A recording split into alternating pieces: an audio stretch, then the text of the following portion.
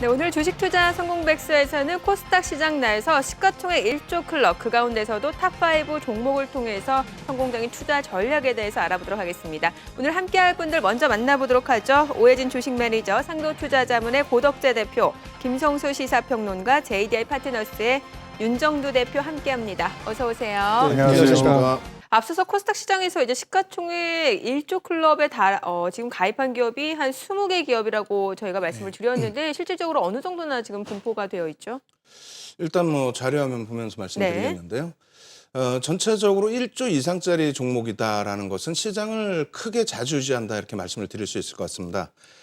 지금 뭐 거래소 시장과 코스닥 시장 합쳐가지고 한 2,066개 종목이 상장돼 있는데요. 네. 그 중에서 1조 이상짜리 종목이 지난해 그 3월까지만 해도 175개 정도 됐습니다. 근데 올해 기준에서 이제 194 종목 정도가 되고요. 그러니까 유가증권 시장 포함해서죠. 예, 그렇게 되고 전체적으로 이제 그 시가총액 비율로 따지면은 네. 약 79%. 그러니까 이 종목군들이 움직이면은 전체 비중 종목 수로는 뭐 9% 정도 수준입니다만 전체 시가총액으로는 크기 때문에 네. 지수에 미치는 영향력이 상당히 큽니다. 어... 거기에 이제 그 우리나라 코스닥 시장, 뭐 오늘 같은 경우 코스닥 특집이니까요. 코스닥 시장 기준에서 뭐 시가총액을 놓고 말씀드린다면은 96년도에 상장했을 땐 7조 6천억 정도 수준이었습니다. 네네.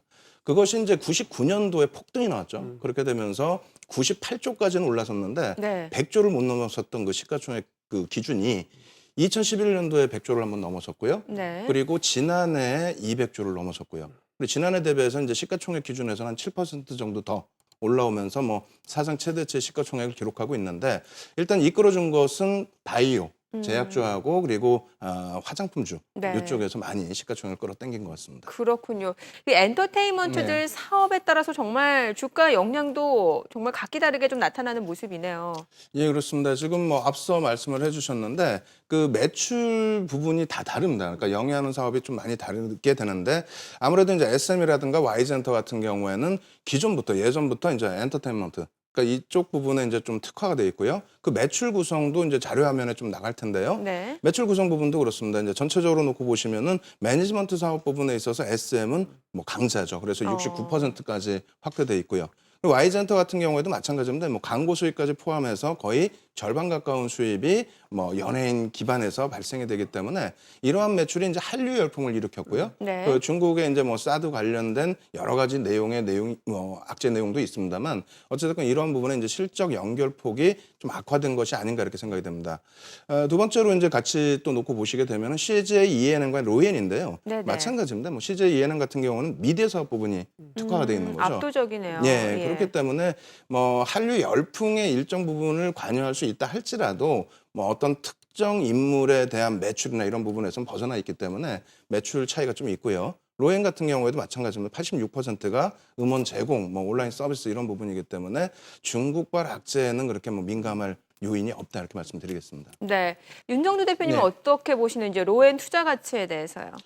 예, 그렇습니다. 뭐 상당히 좋은 회사고 긍정적인 뭐 실적 전망 나오고 있습니다만 사실상 PBR이 8.5배 수준이고요. PER이 지금 뭐 40배 가까운 수준이기 때문에 개인적으로는 성장주에 대해서는 그렇게 그다지 긍정적으로 보지는 않습니다. 다만 이제 뭐 전체적으로 저보다 더 뛰어나신 또 뭐 외국인 투자자분들이라든가 기관 투자자분들이 긍정적으로 해석하는 것 같습니다. 일단 차트 보면서 짧게 설명을 네. 드리겠습니다. 수급 놓고 보시게 되면은 적은 물량이 아닙니다. 시가총액이 굉장히 큰 종목인데 개인이 182만 주를 뺏겼고요. 그리고 그것이 지분율로는 한 7%가 되고요. 외국인들은 8% 수준의 매집을 단행을 했는데 평균 단가가 8만 2천 원입니다. 그렇게 된다면 뭐 제 개인적으로는 목표 주가 한 9만 원 정도 설정을 할 수 있지만은 다음 표를 한번 놓고 보시게 되면은 상승장에서도 우리가 프리미엄을 줄 수 있는 게 이제 매수 평균 단가의 10% 정도 수준이거든요. 근데 왜 그 지금 현재 주가가 7만 원대 후반대 거의 뭐 8만 원에 육박해 있기 때문에 프리미엄을 너무 얹어주고 쫓아갈 필요가 있겠느냐 이렇게 말씀을 좀 드리겠습니다. 카카오 주가는 좀 부진했던 걸까요?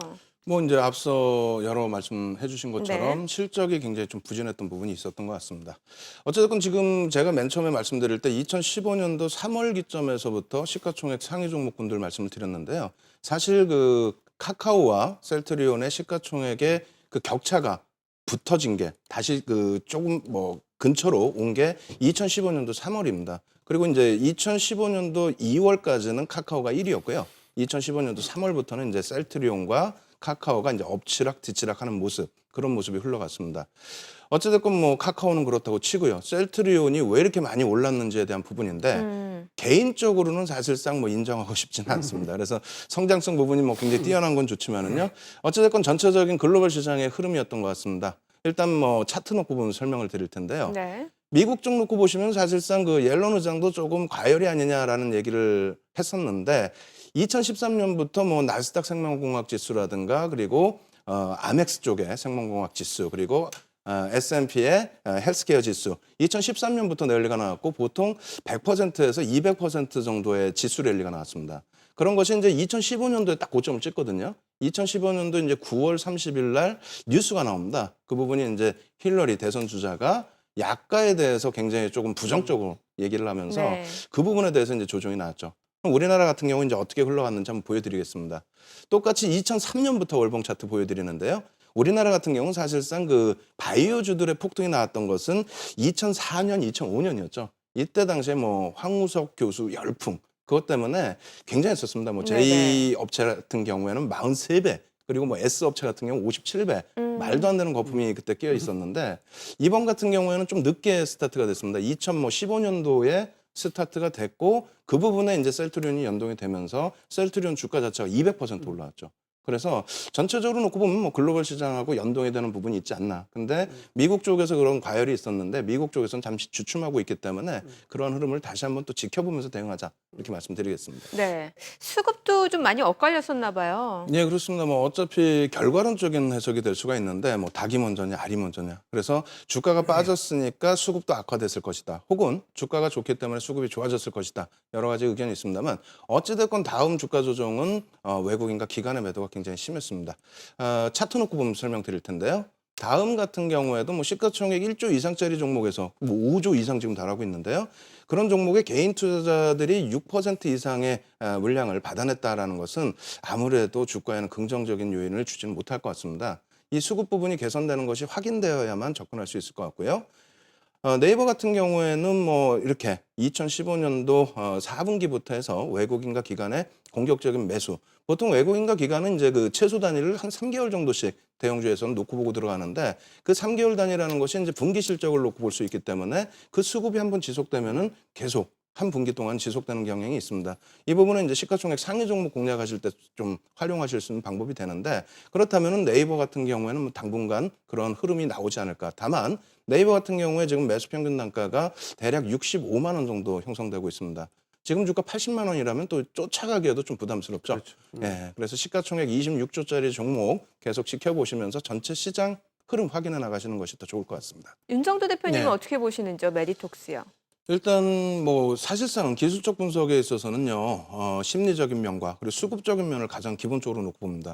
근데 예전에는 뭐 SK 하이닉스가 국민주였다면 지금 셀트리온이 국민주인데 셀트리온하고 메디톡스하고 수급 보면서 설명드려보도록 하겠습니다. 네네. 먼저 셀트리온 보면요. 제 상식으로는 솔직히 이해가 안 됩니다. 뭐 공매도고 뭐고 다 떠나서 지금 개인들이 1,140만 주를 떠안았거든요. 셀트리온을요? 예, 9.78%입니다. 그런데 예전에 진짜 좀 과열권에 놓여져 있을 때 뭐 하이닉스의 이상 급등락이라든가 이런 부분의 주가 흐름이라고 말씀드리면 또 혼나겠죠. 어찌됐건 간에 지금 너무 많은 물량 개인들이 좀 떠안은 상태가 아닌가라는 생각이 들고 있고요. 앞서 말씀드린 것처럼 미국 쪽의 그 2013년 이후의 랠리도 어느 정도 정체 상태니까 조금은 주의하자 이렇게 말씀드립니다. 또 한 가지는 메디톡스입니다. 메디톡스 실적도 좋고 다 좋습니다만 PBR이 역시 뭐 20배 가까이 그리고 PER이 65배. 거기에 이제 그 외국인들은 23%의 매집을 단행했습니다. 그렇지만은 기관이 좀 팔았고 거기에 이제 평균 단가가 역시 좀 낮은 상태입니다. 그렇기 때문에 과거에 매수한 물량에 대한 차익 실현이 나오게 되면 조금 무리수가 있을 수 있습니다. 그래서 평균 단가보다 너무 높게 떠 있는 종목에 대해서는 조금 한 발짝 뒤에서 차분하게 놓고 보자 이렇게 말씀드리겠습니다. 네. 제약 바이오 네. 섹터 내에서 좀 주목할 만한 종목 있을까요? 일단 뭐 저 개인적으로는 뭐 너무 과도한 성장주에 대해서는 좀 부담을 느끼기 때문에 어떤 그 제약 바이오 쪽 말씀드리기에 앞서서 네. 엔터 부분에 대해서 정리를 제가 좀 못 해드린 게 있어요. 예. 그래서 엔터 부분에 대해서 정리를 간단하게만 해드리겠습니다. CJ E&M 차트 보면 설명드릴 텐데요. 사실상 엔터테인먼트 업체들의 주가는 2015년도에 랠리가 나왔었습니다. 뭐 CJ CGV, CJ E&M, 로엔 그리고 쇼박스까지. 그리고 이제 맨 끝물에 SM이라든가 YG 엔터테인먼트가 들어왔는데 결과적으로는 지금 놓고 보시는 것처럼 수급이 굉장히 긍정적으로 유입이 됐었고요. 그리고 이 수급이 지금은 차익 실현으로 나가고 있는 중이라는 겁니다. 엄청난 상승 랠리 이후에 조정을 받고 있는 엔터 사업 부분 앞서서 말씀을 다 해주셨지만은 네. 조금은 여기도 한 발짝 뒤로 물러서서 보자 이렇게 말씀드리겠습니다. 네, 돈이 보이는 오후 3시 주식 투자 성공백서. 내일 더 부자 되세요. It goes electric wavy when I turn it on. Off from my city, off from my home. We're flying up no ceiling when we in our zone.